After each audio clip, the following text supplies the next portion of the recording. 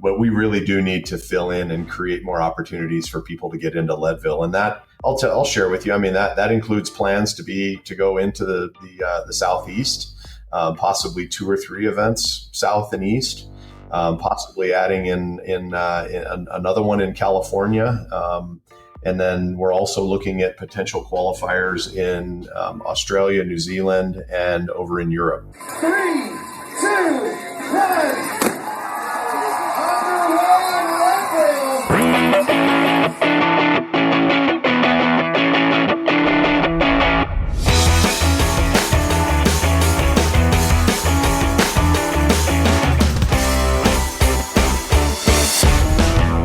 Leadville, the podcast for the 100-mile mountain bike race, the show that breaks down, builds up, gets you ready, freaks you out for the highest and hardest one-day mountain bike race in the country.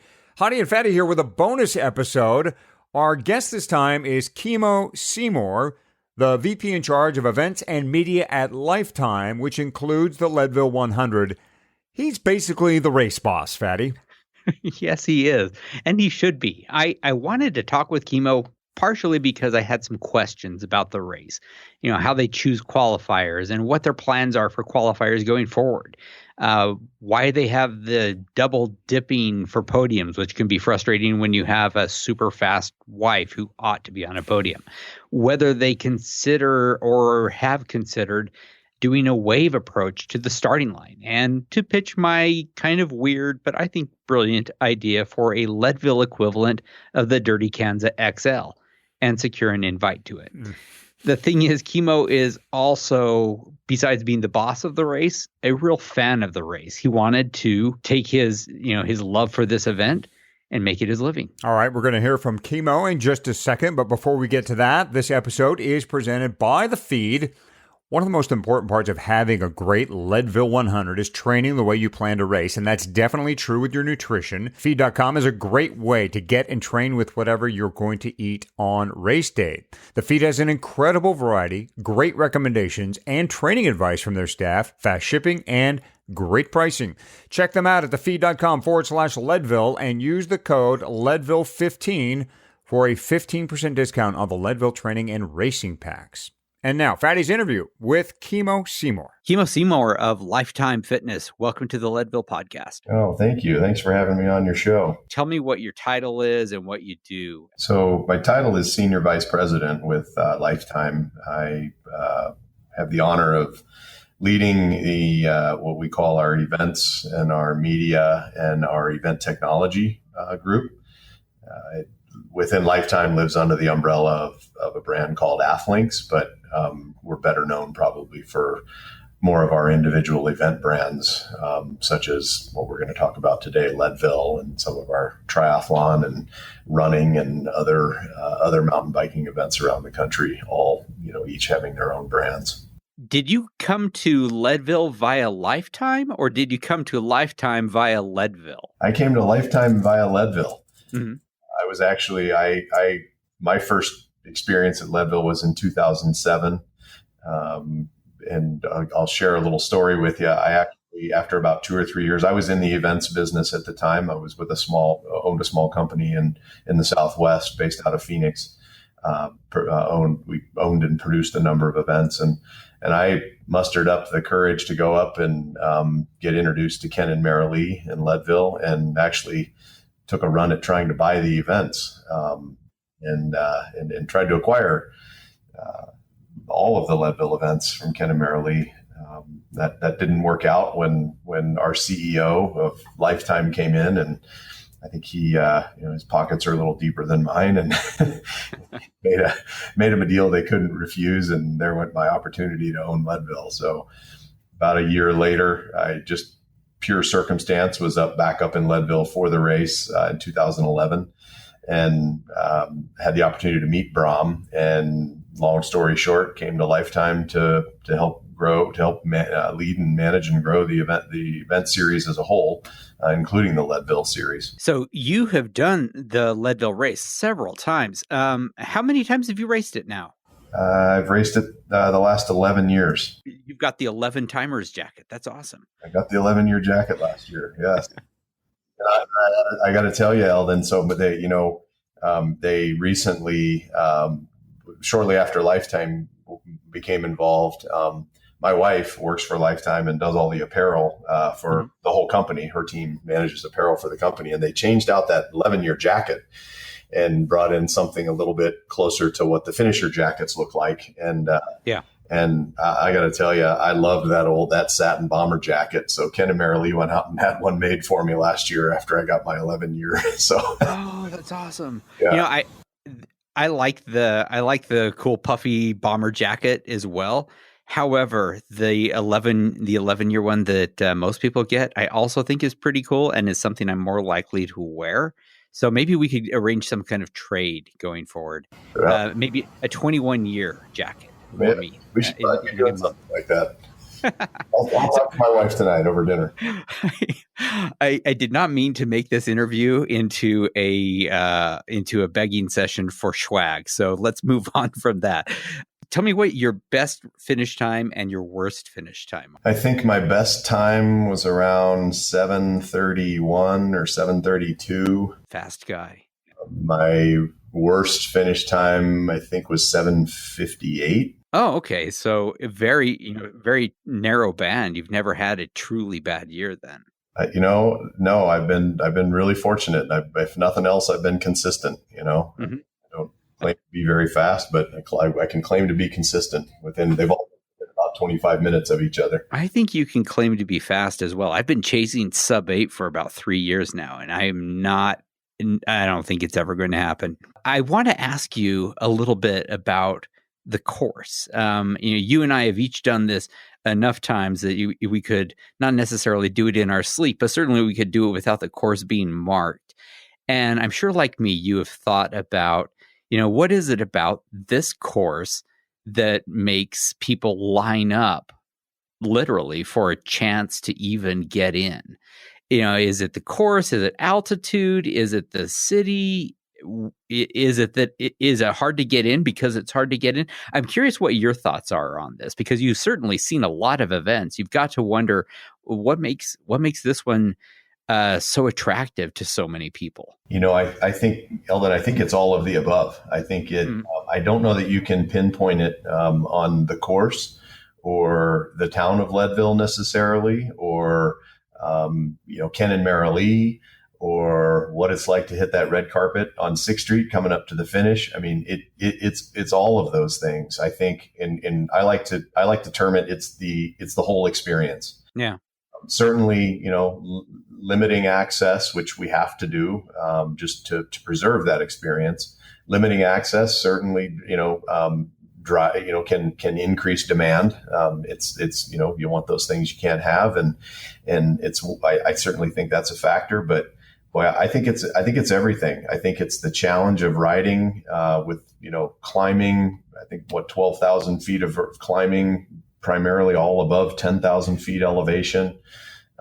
It's certainly the uniqueness of that town and that setting, the beautiful mountains surrounding it. It's certainly Ken and Mary Lee.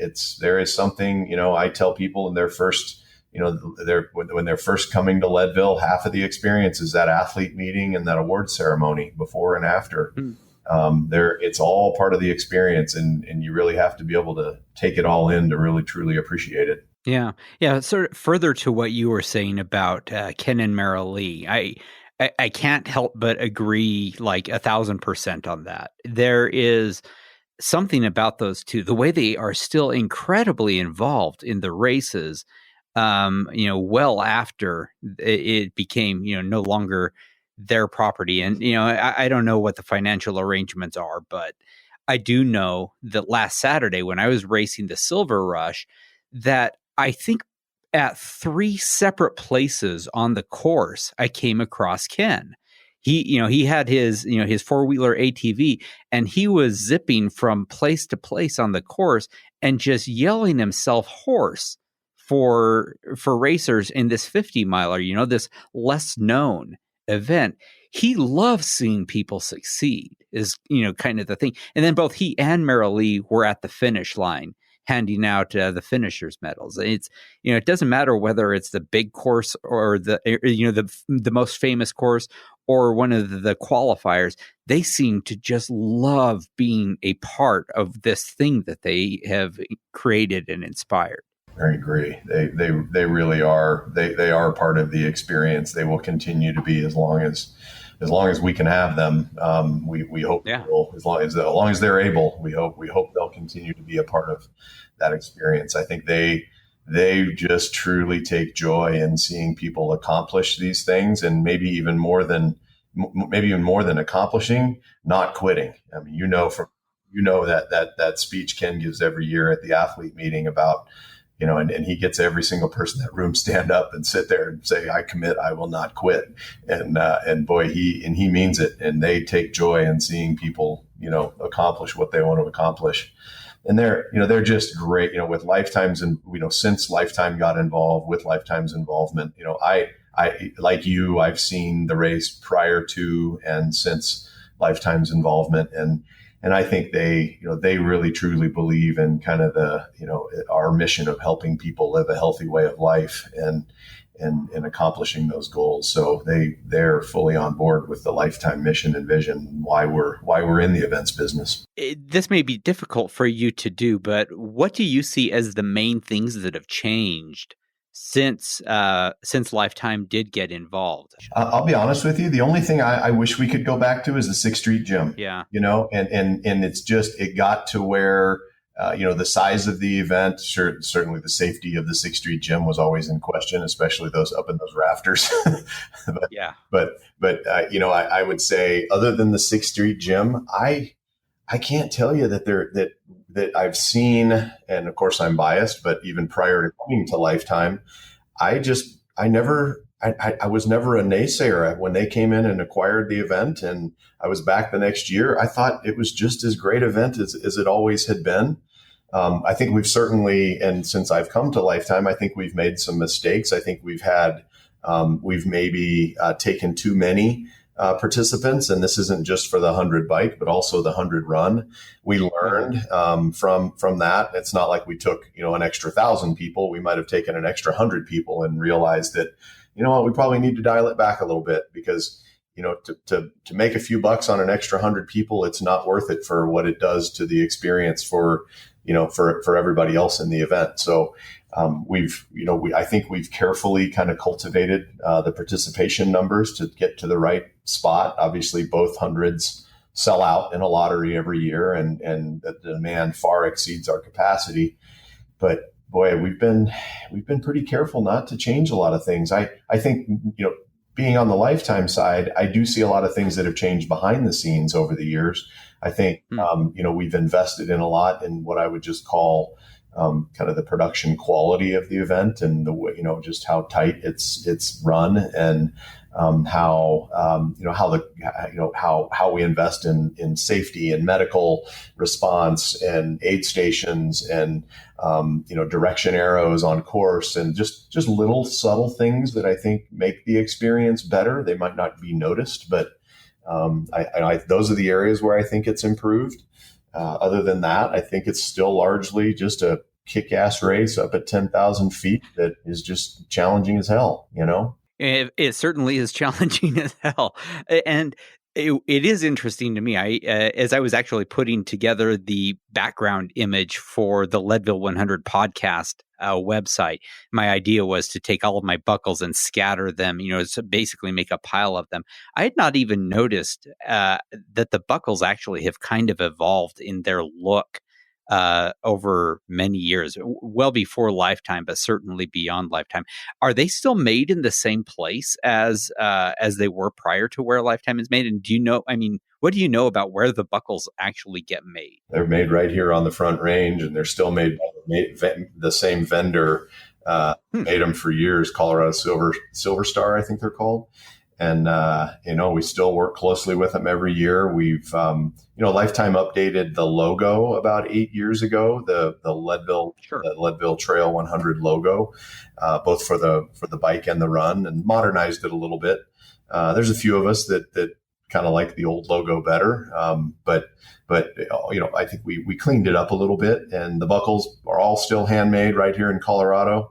I can't tell you, that's another one. It's tempting to We could probably go have them made overseas for a tenth of the price, but it's just one of those, original classic made in Colorado amenities that we want to continue to offer to everybody that can earn one of those things. Oh yeah, I'm a big fan of having them still made in Colorado, and of course, love that for my 1,000 and for my 2,000 that it actually has my name on it. That is pretty awesome. That is cool. It sounds like at one point you feel like maybe you scaled beyond what the race ought to have in terms of total attendees.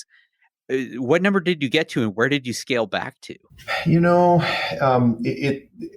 I don't know what the total number of finishers was. There was a year in the 100 run that I'm thinking of that we got some pretty big pushback.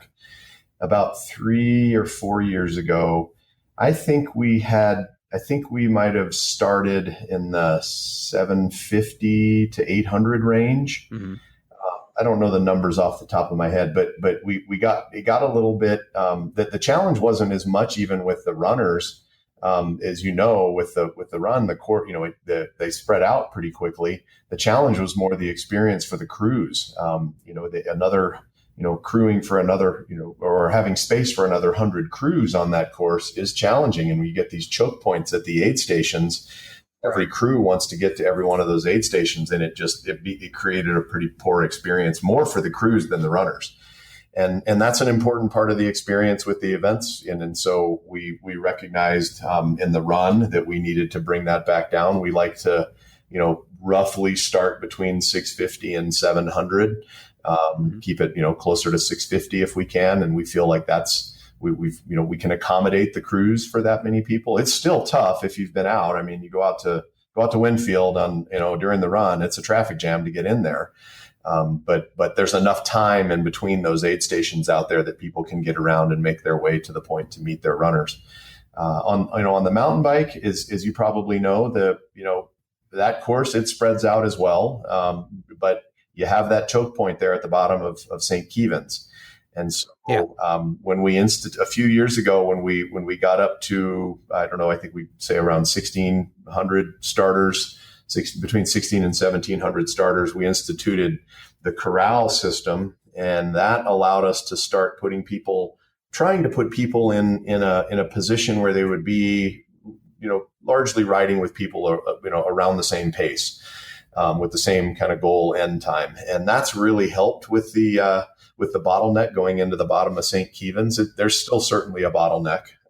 Sure. But I think we've improved it with the corrals, and it's a challenge for us because everybody wants to go and get moved up in their corrals. But it really, a handful of people getting moved too far forward in those corrals can create a real traffic jam at the bottom of St. Kevin's. So those are some of the operational challenges that we've had to overcome with the capacity of the courses. Every year as I do this, I think to myself, I wish that they would put a minute gap in between each corral, just because the paved section, people do, when they bring down the barriers between the corrals, people crowd into each other. And there are some people who are way at the back who feel like their opportunity to win the race is, in the first mile and a half.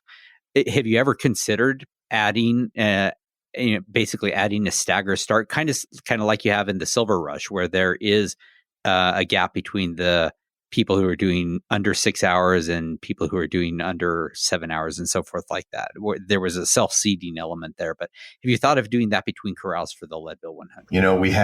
We've considered it, and it probably gets debated at least once a year, and usually right after the event. And there's a couple outcomes from doing that. So one, it would certainly space people out. A negative outcome is now when I'm on course, I don't know where I am compared to everybody around me on my time. It could be, so you could be passing people that started multiple minutes before you, a minute before you. Whatever. One of the beauties of Leadville is everybody's starting at the same time. And we've tried to preserve that. Now, one of the benefits of spacing people out is we could probably allow more people into the event. We could probably allow dramatically more people into the event by spacing it out, because as you know, once you get past St. Kevin's and maybe even a little bit on going up Sugarloaf, beyond that, it's pretty well spaced out all day. Oh You're alone. You're alone. You get to Columbine, obviously, and climbing the road. There's a lot of traffic there, and people kind of compress again. But it's spaced out enough by then that we don't have the, they're not riding 8 people wide going up Columbine. Yeah. So we could probably take another 500 people in the event if we wanted to go to wave starts. It's just something that till now we've chosen not to. It's something we do consider every year. One of very few times I have hit the deck in this race is because some guy felt like it was his job to get in front of me 20 feet into the race. So enough said on that, but add my vote to that one. I'll give you 2 votes. Okay, I get 2 votes. Fantastic. I don't believe I've ever got that before, but I will take it. I think for the first year ever last year, there was no spaghetti feed anymore. Honestly, I don't care about that, but I am curious what the thinking was behind that. I think the team, honestly, I can't tell you how the decision was made to not do that. From what I heard from the team on the ground is that participation just got so small. We just didn't have that much interest in it anymore. It's a tough time for people to be up there in the evening, before the race. And because, as you know, Leadville does not have a lot of accommodations locally. A lot of people are having to stay down in Summit County or over in Buena Vista. And just we saw less and less, from what I understand, we saw less and less participation in it each year. So it was kind of became a thing of the past for us. It really doesn't make any sense to stuff yourself full of pasta the night before a big race. That, it's something that we have learned in days since 20 years ago. I do want to ask, some of the questions that I think many people who want to get into this race have. How many people send in applications to get into this race every year? How many people enter the lottery? So that is a trade secret that we don't publicize. So for a variety of reasons, you could just tell me. Let me just email it to you. I would love to know. But I'm not surprised that you for a variety of reasons, similar to a lot of other events that do lotteries, we don't publish or make the number of lottery entrants public. So we choose to keep that one a trade secret. Okay. In that case, of course, if you don't get in via the lottery, then the qualifying events are your best next bet to get in. Either that or be a pro, I guess. So let's talk about qualifiers for a second, since they're, a lot of the people who can become pro, they are. What do you think makes for a good Leadville 100 qualifying event? That's a great question, Eldon. I was part of helping to establish some of the qualifying events, and so I can tell you what my goal or my vision was at the time. I wanted to find courses that somewhat mimicked Leadville. So, not a ton of single track. I love riding single track, but it's as you know, Leadville doesn't have a lot of single track, just a couple miles each direction, really. And so we wanted, we were trying to find courses that mimicked or gave a similar experience to Leadville, a little bit more, dirt roads. Certainly, can have some technical, some rocky stuff. Some single track was okay, but we didn't try to overload on single track. And part of the reason, we wanted to mimic the experience of Leadville, but partly because we wanted to have courses and venues that could accommodate, 1,000, 1,500 riders similar to Leadville. And as you know, it's challenging to run a 100K or 100-mile course on all single track. It's a different experience. Yeah. It's not it wouldn't really liken itself to Leadville. So that's really kind of the criteria we tried to, regionally find good partners to help us with the events. And we've had some pretty good luck with Wilmington Whiteface. And the town up there has been very supportive. Down in Austin, out at Rocky Hill Ranch, they've been a great partner of ours. North Star has been a phenomenal partner up in Tahoe. And then I brought an event with me to Lifetime called the Barn Burner down in Arizona that became one of the qualifiers, and that's similar to a Leadville experience, much primarily all Forest Service roads. It's almost more of a gravel race than a mountain bike race. But yeah, so that's how we went about kind of citing our qualifying events. If you were to put pins on the map, you'd notice that, southeast area of the U.S. doesn't really have a qualifier for them. Another great question. Yes, we're absolutely looking to grow the qualifying series. We haven't, I would say we have not done a good job of that the last few years. The qualifiers themselves have done well and have become really well established. Some of them are, 5, 6, 7 years old now. But what we really do need to fill in and create more opportunities for people to get into Leadville, and that I'll share with you. I mean, that includes plans to go into the southeast, possibly 2 or 3 events south and east, possibly adding in another one in California, and then we're also looking at potential qualifiers in Australia, New Zealand, and over in Europe. We have a lot of participants that, in the lottery trying to get in from Europe and Australia, New Zealand. So we thought it was appropriate for us to look for opportunities to create qualifying opportunities for them. This sounds tantalizingly close to an announcement. Can you give me more? Or I really, honestly, I don't have an announcement. I just shared with you what we're working on. I wish I had something that was a little bit more tantalizing for you, but no, that's the direction we're headed. And we've challenged the team to find some good partners to work with, to create some more great experiences similar to some of the other qualifiers we have out there. So what do you think is the most underrated qualifier? Oh gosh. I don't know that any of them, I don't know that any of them is a layup. I would say based on the number of available slots, I think right now, I think the stage race is probably the highest potential for getting in, just based on the number of slots we've allocated to the race versus the number of participants. Mm-hmm. So this is, I believe, the 4th year for the stage race and being a qualifier for the 100. Now it's a little challenging because it's only a couple weeks before the 100, but it is you get to experience the entire 100 course, but just split over 3 days.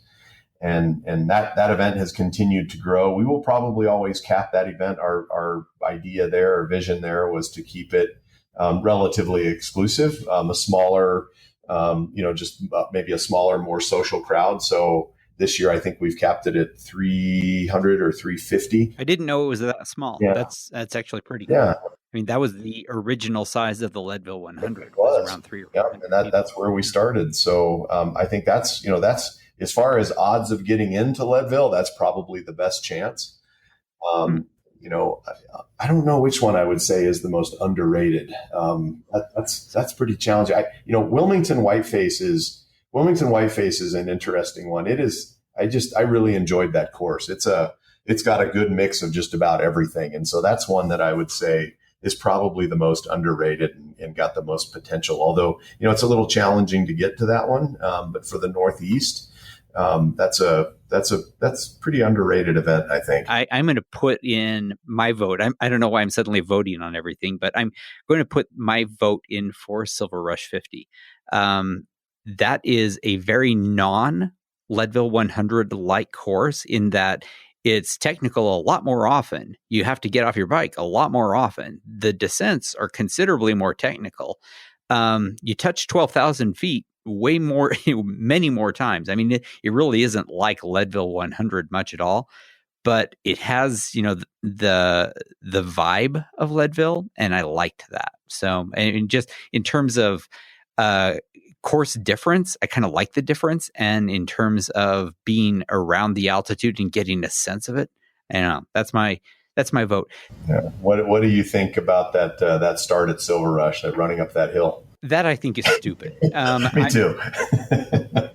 I mean, to be honest, I thought that it was a dumb gimmick, and I would take it out of the race if I were the race director. It seems to me that you running up that and then basically getting funneled into single track and riding about 1.5 miles an hour down single track to get onto a paved bike path. I thought that was kind of silly. There are better ways to get everyone onto the course, I think. That said, the rest of the race I really liked. And the fact that there were several moments when I was more or less alone on a mountainside with wildflowers and, this, huge, mountain vista behind me. Wow. If you got a moment to look around at the view, the Silver Rush 50 was pretty incredible. It is. It's a pretty incredible race. Yeah, I'm with you. I a couple times I've done it. I'm not a big fan of running up that hill. I think over the challenge with that the starting over there is there aren't a lot of ways to spread out 500, 600, 700 people before hitting all of that single track. And so I get the idea that that's happened long before I came along, and that's another one we think about every year. Could we do it something differently? We just haven't really tackled how to do it differently. And now I think it's got a little bit of, I think there is a bit of mystique about it. Yeah, there's history, and I understand that, and I'm not expecting it to get changed. But you asked what I thought, and that's what I think. So in terms of as long as we're making big changes to races. I had an idea, and I wanted to see what Hold on, we're not making big changes, but I'll listen to it. That's exactly what we're trying not to do. But go ahead. I mean, big changes in our minds. So I'm sure you're aware of Dirty Kanza, and they did the Dirty Kanza XL invitation only version of the race this last year. Have you ever thought of doing a Leadville XL? 2 laps of Leadville 100 is what I'm saying. We have talked about it. We've brainstormed about it, and so I will just say short answer is yes. I think what Jim and the team did with the DKXL this year was really creative. Yeah. It's kind of taking that challenge to another level, and I think they did an excellent job with it. It was very well done. It poses its challenges, and it poses additional challenges from just a risk and safety standpoint. And when you get at 10,000 feet versus being in the middle of Kansas, and I think they found that out. The athletes were pretty exposed through the night and early into the morning. With some pretty bad thunder and lightning storms and rain and hail and all kinds of stuff. So it was certainly epic, that's for sure. And there's some risks there that we'd have to really get our head around how we take good care of our athletes with an event like that up in Leadville. If you were to call me back after this podcast and say, "Hey, Eldon, you want to do 2 laps and we'll give you 24 hours to do it," I would be so all over that. That's a good idea. Something to think about. One of the questions my wife texted me before I called you, she wanted to ask about the podium at the Leadville 100. The way that it works, or at least it has worked in times past, is the age group finishers wind up on the same podium as the pro finishers, and it is possible for no age groupers at all to wind up on a podium. I know that one year my wife was the fastest non-pro racer, non-pro woman, and she was on no podium at all. Why set up the podium so that age group and pros get mixed like that? Another great question. And I honestly, I don't know that I can give you an answer to that one. I think this may be one to chalk up to tradition and history.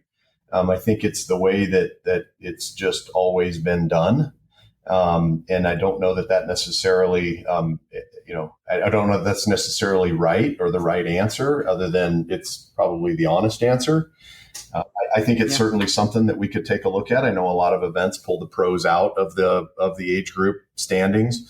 And typically when there's a pro field where there's a prize purse, that's even more common. As you know, Leadville's never offered a prize purse, but there are certainly pros that show up because of the pros take great pride in the opportunity to compete and end up on the podium at Leadville. I think it's prestigious for them and helps them in their careers and their sponsors. And so it's a really good question. I think it's I'd probably have to get back to you and find out the history there and why we've always done it that way. I'll just give you an anecdote here. I actually years ago ended up on the podium and it worked to my benefit. I ended up on the podium with Lance Armstrong and Tinker Juarez. Did you? Which I wouldn't put myself anywhere even in the same stratosphere as those two guys, but two But you got the photo. pro guys showed up, and I'm on the podium with those two. That's awesome. That is awesome. Yeah, it is a good question, Elton. Do you think you're going to see different kinds of bikes on the course going forward as adventure bikes become bigger? I think we will. I think we've seen a transition of bikes as mountain bikes have evolved, and then now you'll see more and more. We have a lot of tandems. You'll see gravel bikes on the course now. As you know, it's not a technically challenging course aside from a couple of sections, on Powerline and Columbine. But we have seen gravel bikes and we see fat bikes on course. I think we will certainly see more adventure bikes. I think people will realize that the course is adaptable to a variety of different types of bikes, so I believe we will. Last question for you: how do you keep the race relevant going forward? Oh boy, I think first and foremost, I think we continue to cultivate the experience. I think. We do have to look for ways to improve the experience, to always focus on the athlete first. I think, creating opportunities, our strategy is to create more and more opportunities for people to qualify and get in. One of the unique things and maybe this helps to answer your previous question, one of the unique things that I remember hearing from Ken and Marilee the first time I met with them was they always wanted this race to be a race where anybody from the fastest pro guy in the world to someone that just can barely throw their leg over a bike and wants to give it a shot has an opportunity to get out there and try it. And we've continued with that in that theme, and we still have a lottery. We still have at the qualifying events, we even give away lottery slots to anybody that finishes has an opportunity to get a slot to get into the 100.